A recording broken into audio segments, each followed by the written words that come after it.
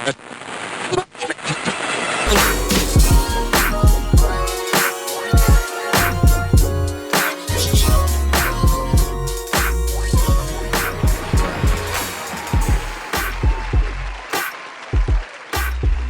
the homie McKinley Ave. McKinley Ave. In the building with us right now. Yes. What's going on with you, brother? How you doing, man? I'm good, man. Just maintaining, trying to just, hang in there and stay woke. Well, you woke, know brother. You yeah. Woke. You know what I'm saying? You lit right now. I hope so. It lit. Now, for the folks that aren't familiar with McKinley Ave, man, go on and give them a brief rundown of who you are, where you hail from, and, give them that woo-wop. Yeah, I'm from Los Angeles. I'm a native from Watts. And got the new single out with my man RJ, produced by DJ Foo and Mike Free. Okay.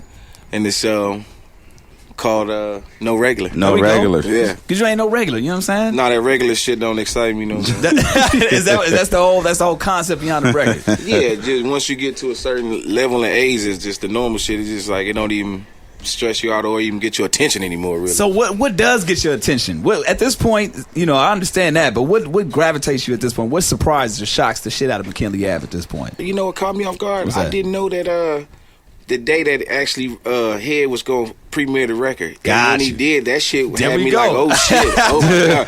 Like, we in the studio and I had to yell and call everybody to the car and all that shit. Hey, nigga, that was my shit. Yeah, so that was my old shit moment. Like, damn, then, and Gentry like, I told you was going to why you not listening? So that's how that goes. Shout out to him.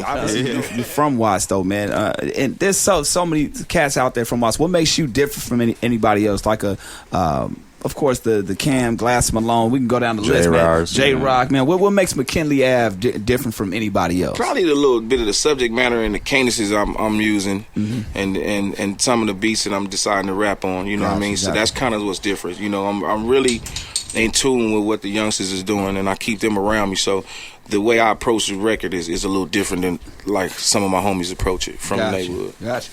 Now, is that something that it took you time to recognize that, or was that something off top that you were just like, no, I gotta just stay around the youngsters to keep, Yeah. I got a son and shit, so he comes to me all the time like, Pops, that shit ain't cool, bro. Oh, I love it. Yeah, that ain't, and shout out to him. He always like, bro, that he's swag checking all the time. You know what I'm saying? Like, yeah, that ain't gonna work, Pops. You can rap, but this is the way you need to. We don't want to hear all that lyrical shit. We want to swag. They don't and want have the fun. lyrical miracle, huh? Lyrical miracle, they don't want mathematical, pterodactyl, irrational. But see, I'm sure that's the era you come from. So how do you adjust to that? Like making something for a new era. You better adjust or be broke. You know what I'm saying? So that's the whole thing. You gotta adapt. I'm a grown ass rapper, so I have to adapt.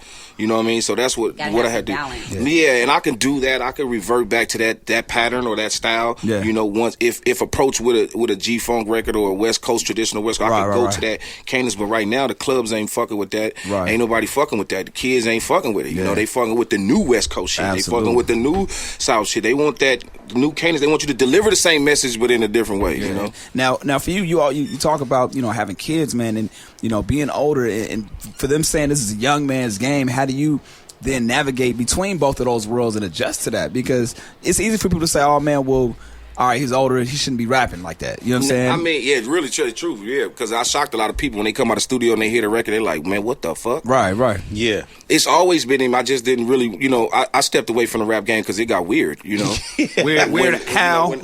Explain to the people, man, because they may not know. Well, the street shit, this right here, when the Death Row era was there, when me and Head was talking the other day, he made the quiet era, when nobody was checking for West Coast music, when shit got really quiet. I'm talking about dry. And you couldn't get a fucking show. You know what I'm saying? Sounding like this. It was bad. So, it was dry. Yeah, so I started to revert to producing music for movies and television. So all the shit you hear on, like a lot of shit you hear on Real Husbands, Hollywood, and Being Mary Jane, that's a lot of my music. So that's how I was able to find a residual income in this bullshit ass industry. You know what I'm saying? So then I stepped away, and then one day I just said, I'm just gonna go back to the once the real shit, once Jeezy came back and YG and all the street shit, once the Mustard popped up, once the street shit popped back off, and then people started, giving the ear back to the trap, I was like, okay, I'm back. Right. I'm gonna jump right. Yeah, I couldn't do it with the Laffy Taffy era and all the other shit that was kind of, it's crazy. And no disrespect. No, it's just not. It's not your lane. Yeah, certain shit it got really different. You know what I'm saying? So I just kind of backed away from it. So what was different between that era, because it was still newer generation generation, and now it's a new generation still, but you were able to gravitate and adjust to this style? Because earlier you were saying how, okay, it's a new avenue lane, but I'm able to kind of adjust to this. What was different between that and this? Well, why were you able to adjust this go round versus the Laffy Taffy days? Because I stayed when that era, when I'm being part of that whole Death Row era and being part of that generation, I kept my ass still in the streets, in the club, still dealing with the youngsters, still listening to the change of music, still listening to how music is changing, how the rap styles is changing. So I kind of was always in the middle of it, and I kept producing for those young artists. There we go. And I kept myself in it. And my album is full of, I got AV, AD, Young Dolph, Steph LaCour. What's the name of the album? Well, I may drop an EP first, and I think I'm going to call that 97, 98, 99. I might drop that, and then the album's going to be called Did Dirt to Lay Pavement. Okay. So you produced too? Yeah, I produced music. How many tracks did you produce off the project that you just... The upcoming project. The upcoming project, not one. You just stayed away from it. Yeah, I stayed away from it. You can't do that shit sometimes, so that's why I went and got DJ Food from the Eardrums. He heavy with the shit. He do Weekend and all them Futures and all that shit. I got that. Then I went and got another producer who's crazy with the West Coast sound. You know what I mean? Yeah. Mike Free. So I just had to step away from it. Shout out to Mike. Yeah, so I stepped away from it, and that song, Head actually might well say co-produced because he picked that loop. Dope. Before I even got to the damn record. So I knew it was going to be, when they told me all that shit, I knew I had to get on it. You know what I'm saying? Well, talk about your experience as like coming back, because you talking about it got weird, right? Yeah. So what has been your experience recently? Like being back in the rap scene, because shit's still weird. Shit is still weird. Shit is still weird. Shit is still weird. The streets ain't the streets no more. When we used to when we were dropping records, you knew the kids was at the Slaughter Swami. You knew they were at this place. They was at the high school. They was on the courts.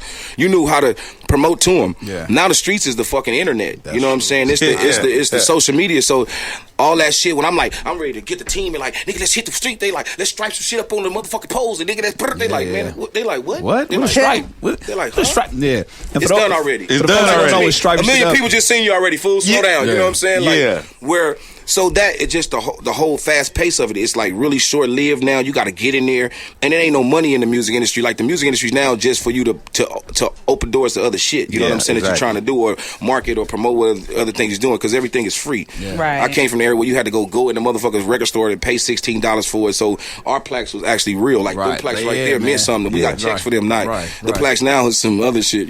What do you like more, producing or rapping? No, producing and shit. Is that both back then and now? That's probably back then, and I like rapping and shit because it's I'm back. Expression. Yeah, and I'm in the streets and shit. I could throw a little change around, have some fun. But the real aspect I like doing is producing, because the music business ain't for the benefit of artists; it's for the benefit of the publisher. Touche. Now, do you think you'll ever get to the point or that you can start producing for your own your own shit? I got some crazy tracks, but I just in the future, yeah. Got you. But what I'm doing is redesigning my ear to what the tracks, how they coming now. A true producer. You know what I'm saying? Exactly. So that's what I'm doing. I'm just, falling in. Like I told my manager, he's a lot younger than I am, and I said, man, I'm gonna erase everything I know about the music industry and let you run with it. That's crazy. Told Bang the same thing. Told my producer the same thing. So I'm just kind of acting like I don't know shit. When he told me that blew my mind. So you hit reset. He just hit reset. That's exactly what I said. He did. Reset, but it's like, what's crazy that you did that, and I didn't even get to tell you that the other day, is a lot of veterans in the game won't do that. At all. Yeah, especially those. They won't listen to nobody. Yeah, especially ones that made some money. See, if you make some money, you get a jaded sense that what the fuck is going on. Right. Things change, man. True. Things change for sure. You feel me? Yeah.